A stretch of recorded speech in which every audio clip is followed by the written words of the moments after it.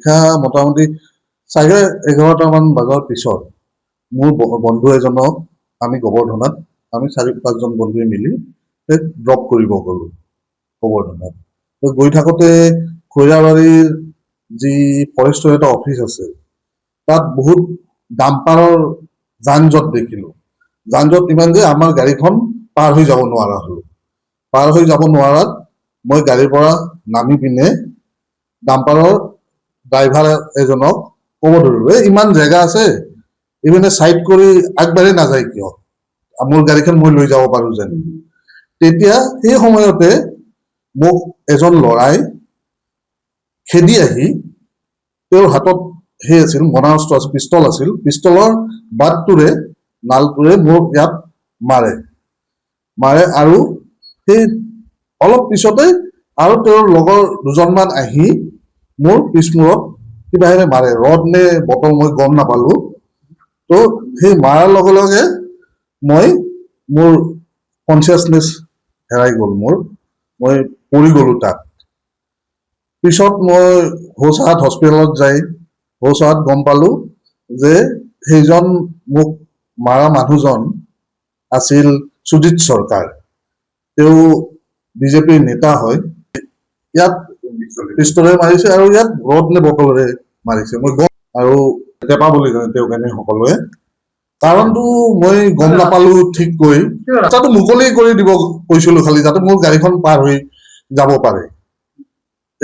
এতিয়া মোৰ প্ৰশ্ন হ'ল, তেওঁ এজন বিজেপিৰ নেতা, তেওঁ সমাজ সেৱা কৰক। মোৰ নিচিনা এজন নিৰীহ মানুহ তেওঁ মাৰি কি পাব? আৰু এই ৰাজপথত খোলাভাৱে মৰণাস্ত্ৰ লৈ ঘূৰি থকাটো, ময়ো ডিফেন্সত কাম কৰিছিলোঁ, মই জানো লাইচেঞ্চ থকা আৰ্মছো কেনেকৈ সেই কৰে, সদায় কনচিল কৰি ৰাখে মানুহে আৰ্মছবোৰ। এনেকে ৰাজপথততো দেখুৱাই ঘূৰি নাথাকে, গুণ্ডাগিৰি কৰি নাথাকে।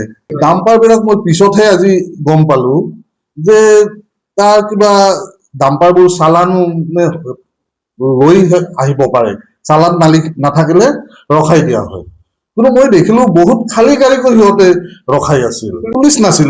সেইটোতো মই ক'ব বিচাৰোঁ যে সেইটোতো পুলিচৰ কাম বা ফৰেষ্টৰ কাম। তেওঁ আইন হাতত লৈ সেইটো কিয় কৰি আছিল মই নাজানো। মই এইটো মুখ্যমন্ত্ৰী ডাঙৰীয়াকে আহ্বান কৰিব বিচাৰিছোঁ, মইতো এজন সৰু মানুহ, নিৰীহ ব্যক্তি, মই এজন বেংকৰ কৰ্মচাৰী, মই ন্যায় পাম নে নাই? নে তেওঁ বিজেপি দলৰ নেতা হিচাপে মই ন্যায় পাম নে নাপাম, মোৰ এতিয়া সেইটো লাগিছে। তো মোৰ মুখ্যমন্ত্ৰীক তেওঁক আহ্বান যাতে মই এই ন্যায়টো মোক দিয়ক। মোৰ নিজৰ তেজত ৰাষ্ট্ৰবাদী আছে, ৰাষ্ট্ৰৰ কাৰণে মই হেৰি কৰিব পাৰোঁ। সেইকাৰণে সেই হিচাপে বিজেপিক মই ছাপোৰ্ট কৰোঁ। বিজেপিও এটা ৰাষ্ট্ৰবাদী দল হয়। তাৰপিছতো সেইটোৱেতো দুখৰ বিষয় আমাৰ। তেওঁ আৰু বহুত সেই লগত জড়িত বুলি মই শুনিছোঁ, মই কনফাৰ্ম নহয়, মই মানুহৰ মুখতে শুনিছোঁ যে বহুত কলা ব্যৱসায় তেওঁ লিপ্ত, তেওঁ IPL যোৱাৰ পৰা তেওঁ চলাই আছে। সুজিত চৰকাৰেও তেওঁ নিজেও শিল বালিৰ কাম কৰে।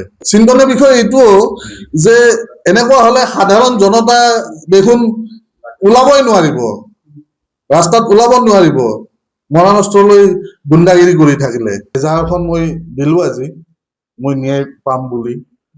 মোৰ মনত এইটো এটা প্ৰশ্ন উঠে যে ইমান ডাঙৰ নেতা, ইমান কলা ব্যৱসায় কৰি ইমান ধন সম্পত্তি বনাইছে, তেওঁৰ লগত মই ন্যায় পামনে? এইটো ক্ষেত্ৰত মুখ্যমন্ত্ৰী ডাঙৰীয়াই হস্তক্ষেপ কৰিব লাগিব, যাতে মোৰ নিচিনা নিৰীহ মানুহ তেওঁৰ ৰাজ্যত সাধাৰণভাৱে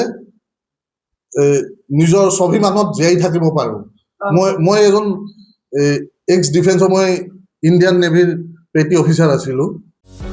যিকোনো খবৰৰ বাবে যোগাযোগ কৰক আমাৰ এই নম্বৰত 9181 307 2221।